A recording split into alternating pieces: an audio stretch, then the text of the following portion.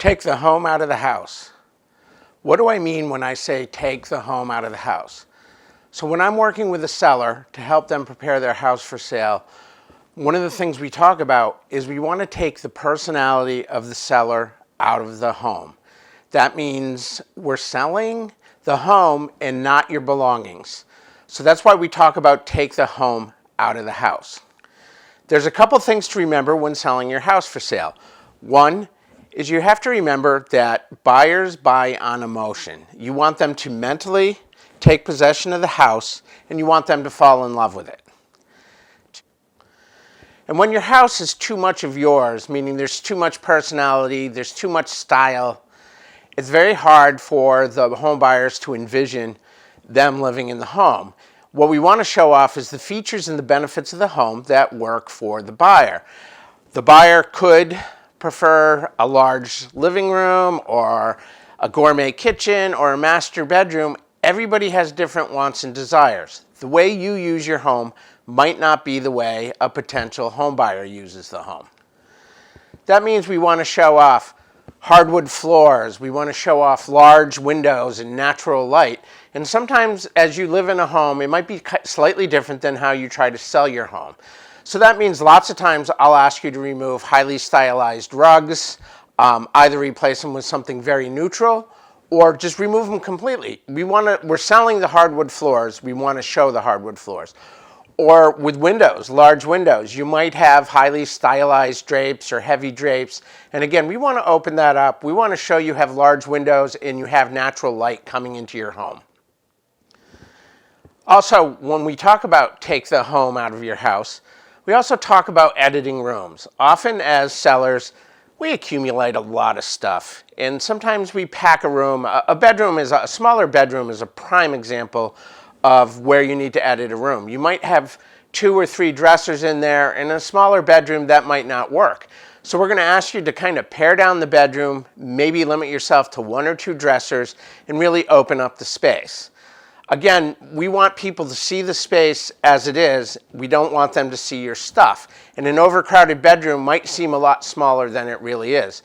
When it comes to bedrooms, I like to use mirrors, and I also like to make sure there's a flow going around all the furniture. We want to be able to get into the left side of the bed, the right side of the bed when we talk about a master bedroom, and we want 3 to 4 feet in between those spaces. And again, it might be a little inconvenient while you're living there and trying to show the home, but it can reap you huge returns in the long run. One of the things we talk about is depersonalizing the home. We want to really take any evidence that you live there. And when I say evidence, it's your style, your personality, your things that are in the house. And so one of the things that can happen is after a day of showings, if I go back and review the houses with a home buyer, and I say, well, what about this house? And they're like, I'm not sure which house that is. Is that the one with the ugly chocolate brown wall? Or is that the one that had the picture of all those cute kids? We've kind of missed the mark if that happens when a buyer's agent is talking to their home buyers and reviewing homes.